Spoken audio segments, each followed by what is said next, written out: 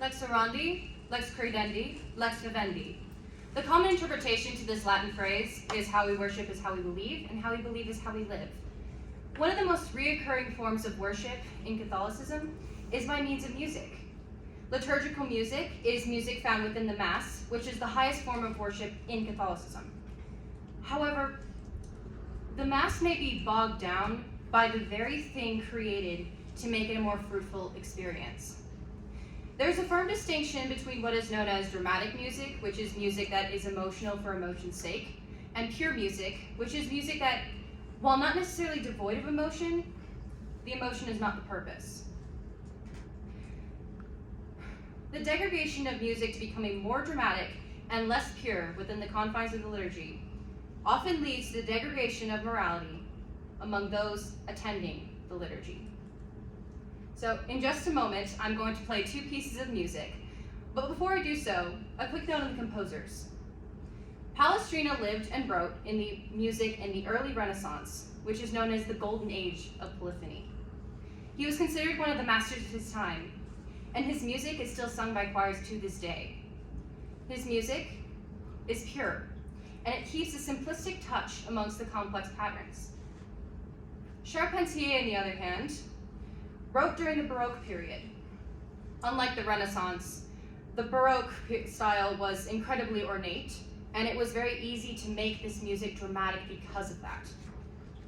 This does not mean that Baroque music is not played in churches. However, it's just not nearly as often. The following pieces include the same words and are intended for the same purpose. I ask that you pay close attention to the tone of each and keep that locked in the back of your mind. So this first one is Palestrina.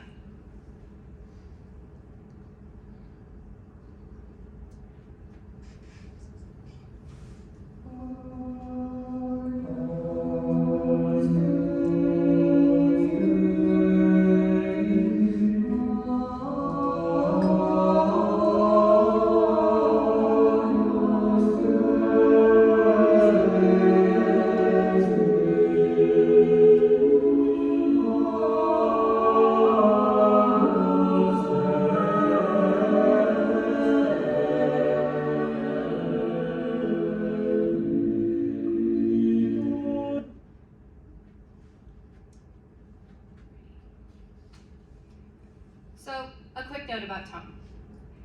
Notice how long the lyrics take to say. This 33-second section didn't even make it to the end of the phrase ending with Miserere nobis. Notice the contrast in the next clip with Charpentier, which is a total of 14 seconds, and was just preceded by a 27-second intro.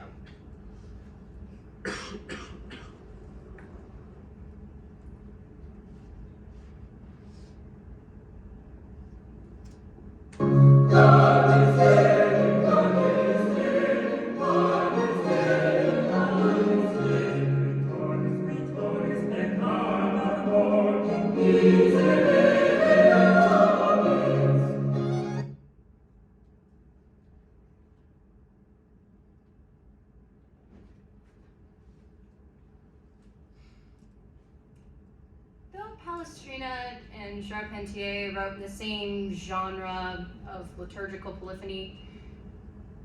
Both had very different styles. Unfortunately for Charpentier, he lost track of the goal of liturgical music. Well, then that asks the question, well, what is that goal?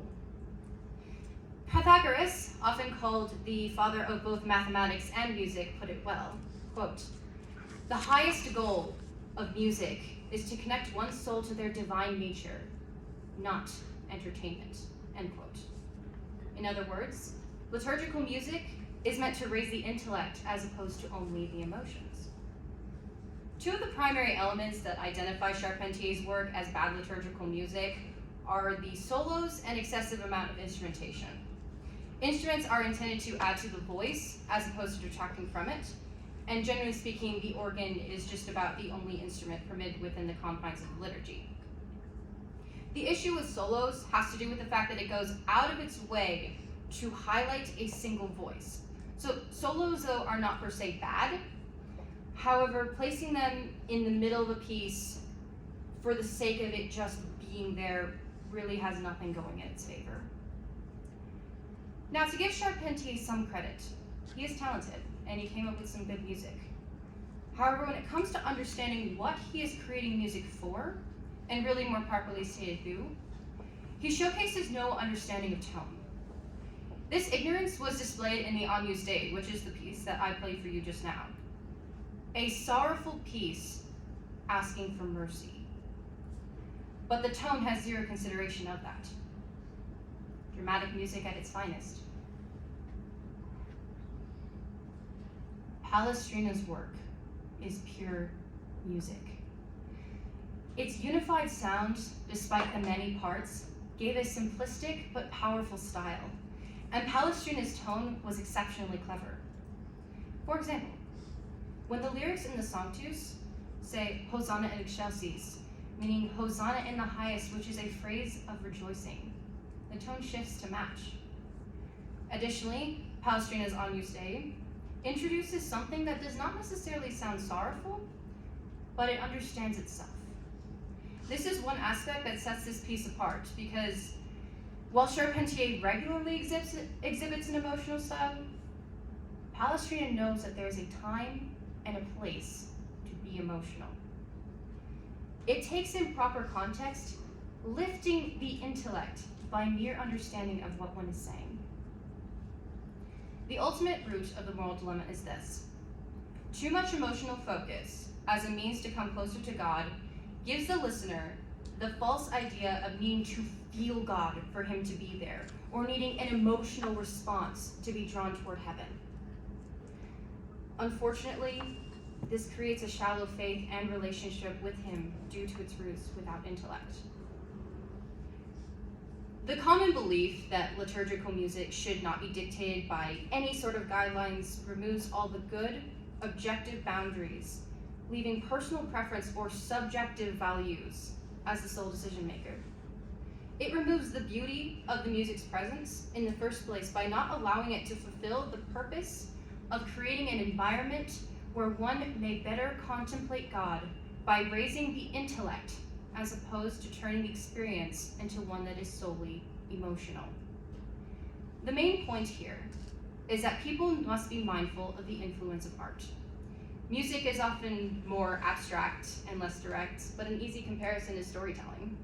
Heroes inspire people for the better, while romanticized abusive relationships may become normalized when they shouldn't be. To make matters easier, these two types of art may be placed side by side. An example being that music often sets the mood of a scene in a film. Filmmakers know that there is a time and a place for these different types of songs, and they will choose in accordance with that. Because of this, a film may crack a joke by playing soft classical music in the middle of a battle scene. Why do we laugh? Well, because it doesn't fit. So how much greater of an emphasis should there then be on setting the proper mood for worship? Because this is not only real life, but it is for the Creator of all who should be treated as such.